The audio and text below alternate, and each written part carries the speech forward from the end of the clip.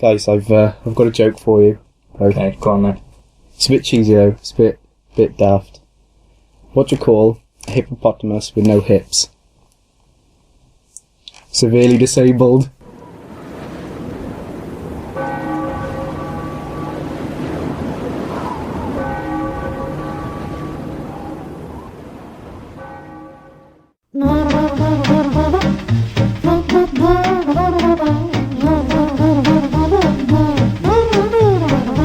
Coming up on the show today, we talk drugs, pugs and thugs. In this week's Absolutely Fact, Will wears his art on his sleeve in Will on the Sill. Sam likes the bites, biscuit bites, the buttery biscuit bites and Sam bites. it's Mark and he answers your questions. It's Question Mark. Will stirs things up in Britain's favourite. We're going to Asia to buy a gang magazine. And finally, James Bond goes nutty in our outro sketch. This is Absolutely Fact. Number 2. Premise of the game, very simple. I have 3 stories, all alcohol related. Right. 2 of them are... Is there a moose involved? There is not a moose involved. Not this week. Not this week. 2 of them are completely made up. 1, absolutely fact. Right. You have to tell me which one it is. First one, steamed vegetable. An 81-year-old woman broke her hip in 3 places after being pinned to her kitchen floor for hours on Thursday after her intoxicated son fell on her. The 55-year-old man, Robert Golber from Riverside, Illinois, was allegedly having an argument with his mother, but halfway through, fell, landed on top of her and passed out. Their legs became intertwined and the woman was unable to move. Although she was pinned for hours, she was able to alert family members who called the police. Golber, who had been living with his mother, had an order of protection that barred him from entering the home if he had used alcohol or drugs, and as such has now been charged with 1 count of felony violation of order of protection. He fell on his mum and broke her hip. And why did you call that steamed vegetable? Because he's steamed and he's a bit dull. Right. that was it. You think of a better one. I thought you were going to say that somebody was injecting a comatose patient with alcohol. Ooh. Next week that might come up. No, that was steamed vegetable. Hold your thoughts on that one. We'll carry on. Rough justice is the next one. Where's this gonna go? A man in New York has filed a lawsuit against a local pet shop for allowing him to buy a pet puppy whilst drunk. Rough justice. Leandro Jacobs says he was out during the day at a bar with some friends watching a baseball game in New York City's West Village, an area full of bars, restaurants and many other shops, including pet stores. Mr. Jacobs visited the City Pups pet store on Christopher Street on his way home from the bar after seeing some English bulldog puppies in a pen in the window. The store's owner, Mr. Fernando Moritz, said, "I did think he was a little bit drunk, so I asked him to come back the next day, but he insisted he was fine and that he wanted to take the dog home there and then." Although the City Pup store did refund Mr. Jacobs and take the puppy back, which was completely unharmed and just a bit hungry, he insists he's still going ahead with the lawsuit, claiming that Mr. Moritz took advantage of his drunken state. Keep your thoughts to yourself. One more. That's a powerful hallucinogen and tonic. Norwegian researchers say that lysergic acid LSD, was used in a few clinics in the 1960s and 70s to help some alcoholics and should be revisited once again as a possible treatment. Terry Krebs and Pal Orjan Johansson of the Norwegian University of Science and Technology looked back at studies from the 60s and 70s and identified 6 studies with 536 participants that examined the effect LSD had on alcoholism. A single dose of LSD had a significant beneficial effect on alcohol misuse at the first reported follow-up assessment, which ranged from 1 to 12 months after discharge from each treatment program. They added that other studies found that the psychedelic effects of other substances were highly valued and beneficial. LSD can cure alcoholism. Powerful hallucinogen. By replacing it with another addiction. Maybe. So we have steamed vegetable, which has nothing to do with vegetables. Rough justice, about a man buying a dog. And that's a powerful hallucinogen and tonic. LSD can cure alcoholism. What do we think? Which one takes your fancy of the 3? Well, hallucinogen and a gin and tonic, I think you'd Sorry, have come up with I was that. so proud of coming up with that. Yeah. That was really, really funny. That you just make up anything to try and use it because it's just fantastic. See, we're going on the fact that I've come up with the title first and then written a story.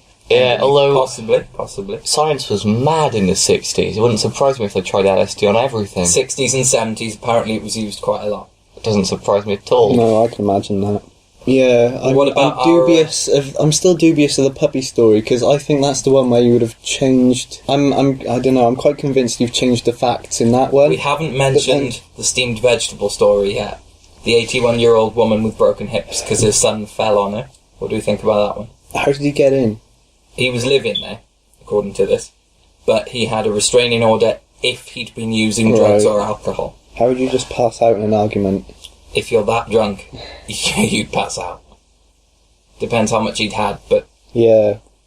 I'm just, I don't know, I'm trying to figure out the spatial logistics of being able to fall on someone. You take this far too seriously, you really do. Yeah. Suppose if the woman was elderly, she might not have been able to get out of the way. I don't know. See, I'm convinced you might have changed the story of the puppy one just to make it a bit more ridiculous. So but it's not necessarily the false one, because last week, the last episode, you did change the fact of that basket. It was the child in the basket rather than the person. Yeah, some of them I may have taken an existing story and changed it. One of these is 100% true. Absolutely fact. Which I'd say it's the LSD one then, that because one sounds I think the most feasible to you. Yeah, I think because I don't know, the steamed vegetable ones just doesn't quite cut it for me. I would have thought the LSD one as well. I'll push you for an answer then. Yeah, What do you think? but I don't know why they would say the LSD. Yeah, probably. I'd say the LSD. I'm still going to go with the LSD one. Hallucinogen and tonic? Yeah. Tom? Well, let's hedge a bit. I'll put on steamed vegetable. Put it on steamed vegetable at the last minute. He's got it. Oh, is he? Steamed vegetable is the Shit. correct 100% absolutely fact. Mr. Robert Golber fell on his mum and broke her hips in 3 places. What an idiot. Might be like I bet his mother's tiny as well. And according to his Facebook page, he's a writer, musician. Bell end. Yeah.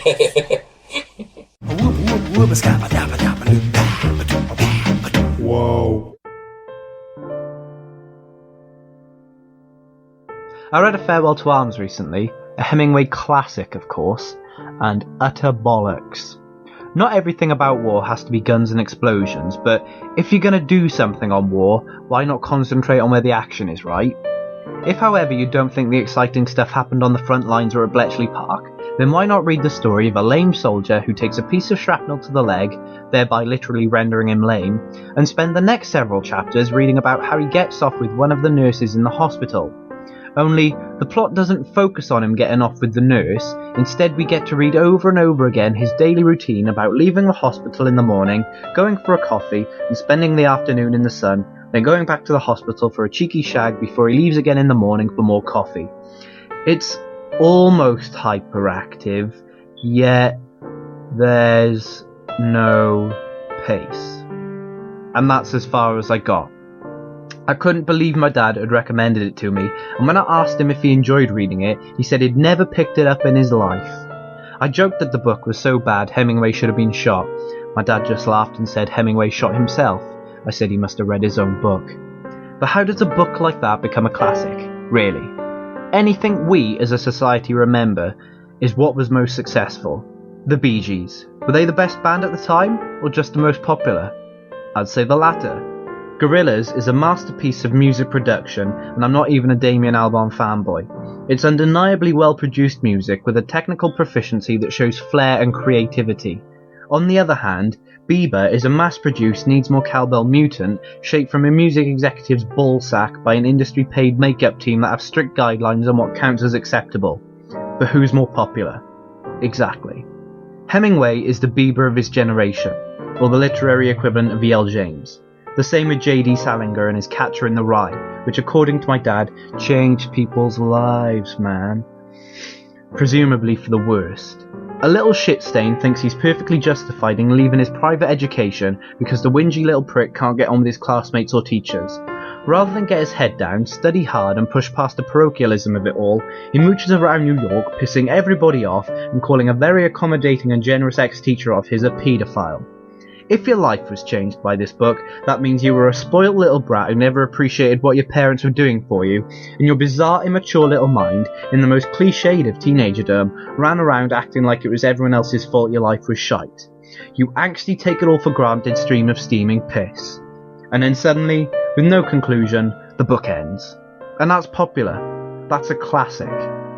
Art, the painty sculptury boobs and bums kind, has not just subjectively, but objectively become a huge pile of wank. Not all the art, but the popular stuff.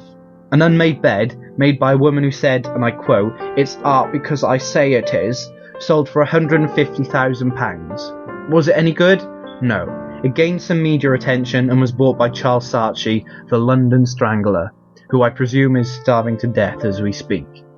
How does it compare to the skill and creativity of someone like Van Gogh? Not at all.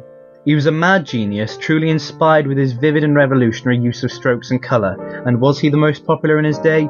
No. Tracey Emin, as an artist, isn't so much Vincent van Gogh as Vincent F. Off. It's not art because you say it is, it's art because collectively, albeit quite elitistly, society decides what is visually arresting, poignant and relative based on cultural values and ideals.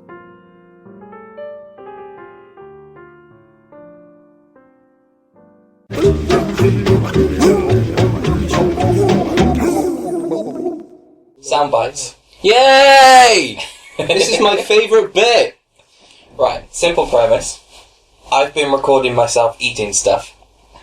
I'm going to play you those It's a little recordings. bit of a weird habit. You have to tell me what I've been eating. Will, what's your buzzer again? Warb. Brother Tom, your buzzer is ping. Original Tom, your buzzer is Buzz. Let's get on with it. Let's soundbite crack on. number 1. Everybody quiet. What's this?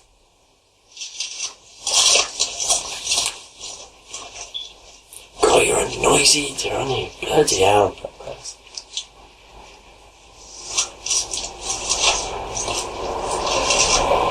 I'm gonna say some sort of What do we think that is? like a cabbage or something. I'll play it again. Yeah, it's got a crispness to it, but it's also quite So it's something crispy. watery though. There's moisture in it. Like a Okay, piece one more of time, fruit. one more time.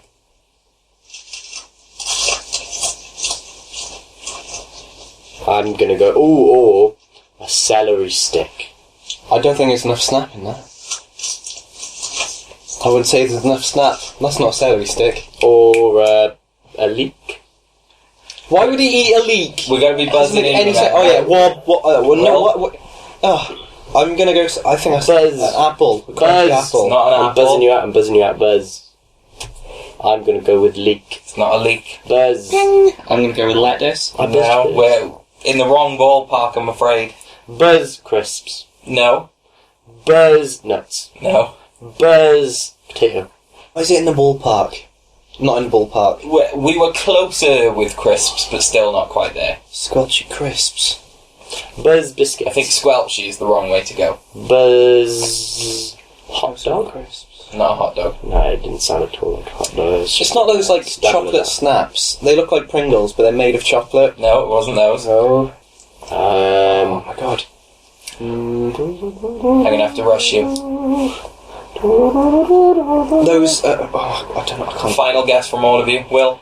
No, come back to me. Come back to me. I need to Brother think. Tom? I think you can get. Is it one of those sort of like they've dried like bits of fruit, so the bits of fruit are like crisps?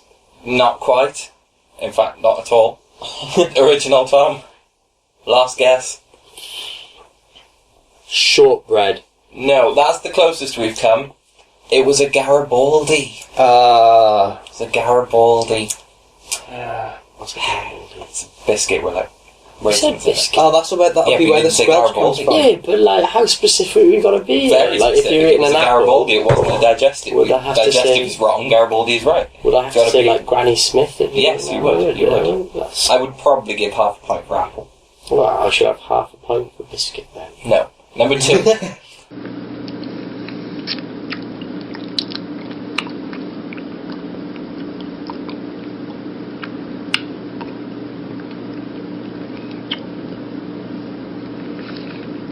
Warm. Will? That's some sort of potted dessert, like a mousse or a Some yogurt. kind of potted dessert. No, it's not. I like your thinking, Tom. Soup? No. Play it again. Oh, I hate the sound of people eating. It really puts me off. Ugh. But it had to be that to make sound bites work as a joke. Buzz. Ice cream. Not ice cream. We're close with confectionery type things, Chocolate bar. but I need specifics. Yorkie. No, it's going to be less dense than a Yorkie. Buzz. Aero. Galaxy. Not Galaxy, Buzz. not Aero. Oh, Lord. Kit Kat would be snappy. So it's got to have... Buzz Toffee Crisp. No. Not very Buzz dense. Snickers. No. Buzz. Mars bar. Buzz Milky Way. No. Buzz. No. Buzz. Not a Buzz, no. Lion bar. No. Buzz. Picnic. Just Oh, keep yeah, going. you're not even using your buzzer. What's the point in having a buzzer if you don't use it? Wob picnic. I don't know enough chocolate bars. King Snickers. No. Already said We that. had Snickers. Bob, Cadbury Dairy Milk. No. It is Cadbury, I think. Cadbury Bourneville. No. Buzz. Capri Tree. I'll play it one more time. Well, let's be honest, we're not gonna get any closer. Oh yeah, Buzz, that's definitely this particular brand of Cadbury. I can tell by the particular sound that Cadbury makes. Cadbury Flake. No. Flake? Buzz Twill. No. Is it a brand? Yeah, What it's are a you looking brand. for, It's a No, thing. but you're looking for the brand I'm rather looking than for brand name. Buzz I'm out. Fudge. I don't I'm know. going to have to give it to you. Yeah. Buzz Fudge. No. Fudge. Go on. It's a Curly Whirly. Oh, for God's sake. They're like the best in the world. Ah. I'm disappointed in you all. You should have recognised the Curly Whirly. Right, last one. Number 3. This is for a point, which none of you have got yet. You snorting coke? I'm not snorting. It's a different game entirely. Are you doing something else? No, I don't. It wasn't that. It wasn't Sam It's masturbating. mine. Weetabix. No, but close. Buzz What Rice cornflakes? Krispies. Buzz Rice Krispies. Ah. Yes! Well done, original Tom. Yeah. So that, Smashed in it. our first episode of Soundbites, Tom wins it 1-0. Ah, there you go. Smashed it, I did. You got 1 point out of 3. Yeah, well, how many did you get? Oh, none. So, shh.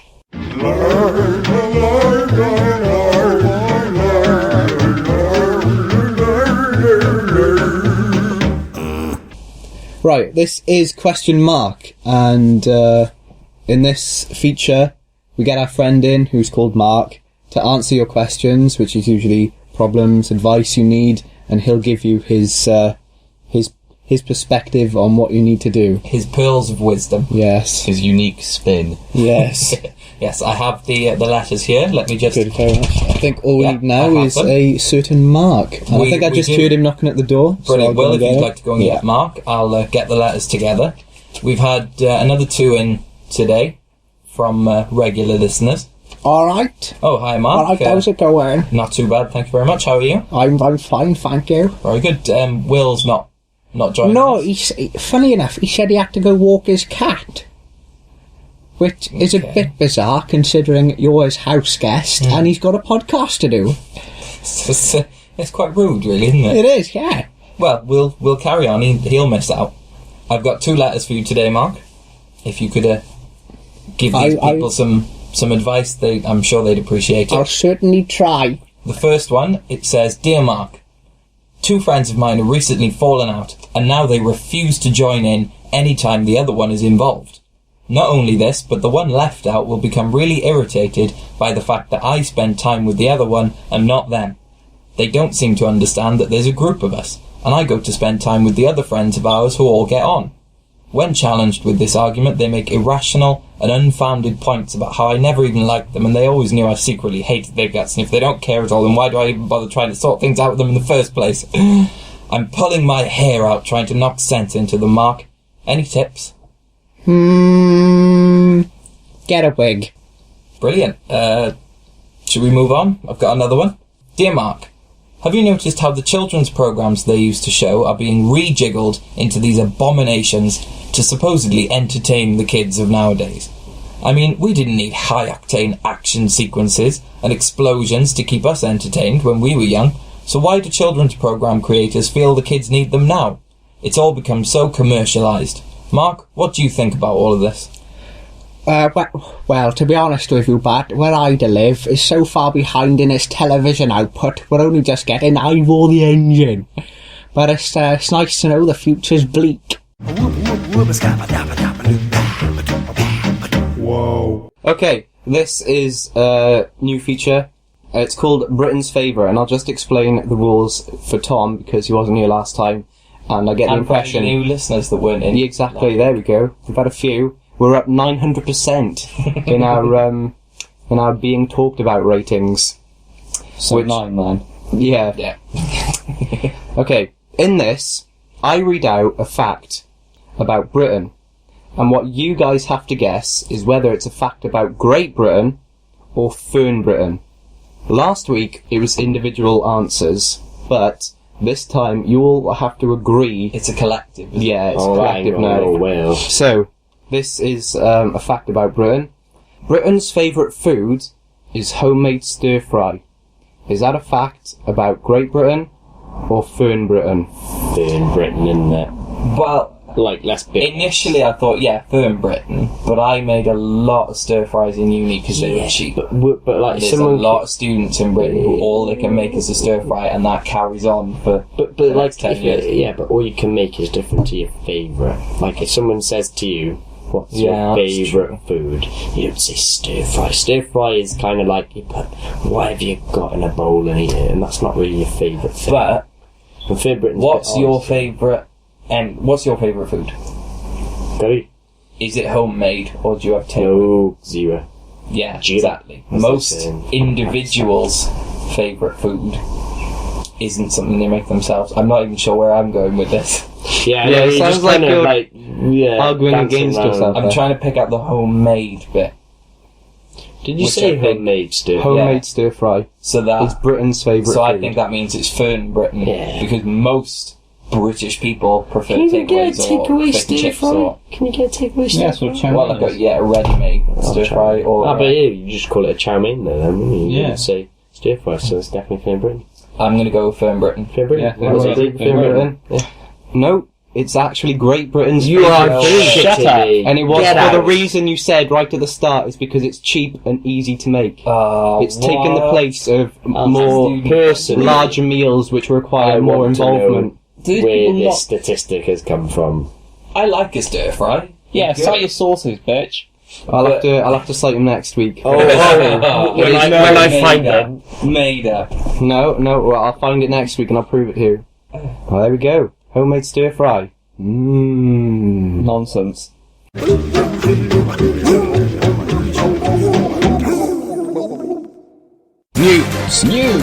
News. Intense. Action. Places. In your face. Goings on! News. Yes, this is the news this week. I've already put it on Facebook and Twitter. All the way People- from Japan. All the way from Japan. The Yakuza, the Japanese mafia, have released a magazine. A fanzine, maybe, if you will. exclusively for... I think that makes it even worse. Sorry, could I just say that a crime gang creating their own fanzine then, that made it even worse, that people were submitting like letters of adoration to these people. That leads on. It's the Guardian online article, but lots of other places have done it. Apparently the pages will be filled with haiku poetry, articles on the innocent pursuit of angling, and entreaties to its readers to perform good works. So it's meant to sort of boost morale and well-being and goodness in a strange way by the most powerful crime syndicate. Yeah, in Asia. exactly. Yeah. It's like a multinational corporation planting trees because it'll make it look good on the front of their marketing, yeah. isn't it? Exactly It's like what it is. behind the scenes, you're still killing each other and dealing drugs. It's so bad. Do you think they'll have a kids section in there? Little puzzles at the back. They've got to have Sudoku in, haven't they? Obviously. You know. At work, we have this magazine they bring in to try and up people's spirits called The Faith Restorer, because working there is so bad that, you know, people just hate It's it. such an optimistic name. Isn't it? Please. Yeah, I know. It's a faith like- restorer. It will work. You Yeah, love I working know. here. But yeah, you were right. Now I've read this article. Last year, total membership of the Yakuza stood at 62,300, which is down just over 7,000 from the previous year. Yeah. So it's a recruitment magazine, essentially, just to pull them in. But it's not, though, because it's only available to members But of yeah, the it's only Yakuza. available to the existing... It's not designed to be released to the public, which is a shame. But somebody's going to get their hands on it and sell it. I have a bit of a surprise. Right. I've actually got hold of the prototype copy God. of Haro magazine. There it is. It's the Haro Yakuza magazine. Tagline I quite liked is the tagline I quite liked is finger nicking good. That was quite funny. There's some good articles. There's how to kill a guy in 10 ways.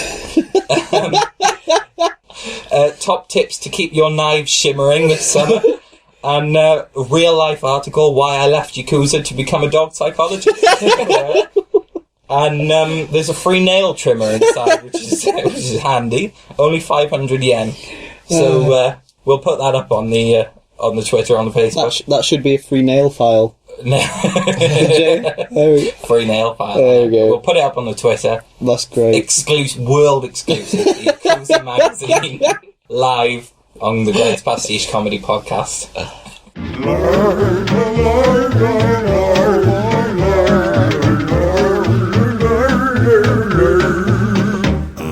Morning, James. You look a bit tense. Just a little stiff. Oh, I see. Have you heard about the Squirrels? Squirrels, my penny. Yes, James. The Squirrels. They've invaded. Invaded. Squirrels have invaded. Yes, it's very serious, James. Control's in there with the head of the ministry and the Secretary of Defence. Sounds like a serious squirrel infestation. Everything all right, Moneypenny? Yes, fine, James. Just fine. You'd better go on in. Hello, Control, Minister, Secretary. Ah, there you are, James. Has Moneypenny filled you in? No, but I filled her in many times. Oh, you meant the squirrels. Yes, it's very serious. Yes, Moneypenny said. What have they come from? We believe they are Russian spies. They've snuck into the country disguised as our native squirrels. Red squirrels posing as red squirrels, eh? Yes, I'm quite proud of that one myself. Mr. Bond, the Secretary and I have decided that you are the best man for the job. Really, you can't get one of your less experienced operatives on this. They're not to be underestimated, James. They're just squirrels. Is something the matter, Minister? No. The truth, Bond, is that everyone else on the case has been cut short of completing the task. They've fallen to commie squirrels. Yes, James, you... What's happened to them, Control? Every agent we've put on this case has had their nuts removed. Castrated by squirrels! What is going on here? Is there some joke I'm missing? Oh, I get it. You just brought me here to wind me up. There are no secret squirrels. Secret squirrels? James, there are Russian squirrels, and these squirrels are posing an incredible danger to British security. Alright. Where do I start? Well, how about looking around the park? Oh, this is a joke. Squirrels indeed. Thank you for listening to the Greg's Pastiche Comedy Podcast. If you liked what you heard, subscribe to our YouTube channel, Greg's Pastiche. Follow us on Twitter at Greg's Pastiche. Search for us on Facebook, Greg's Pastiche Comedy Podcast. Or if you want to download the episode, find our SoundCloud channel, Greg's Pastiche.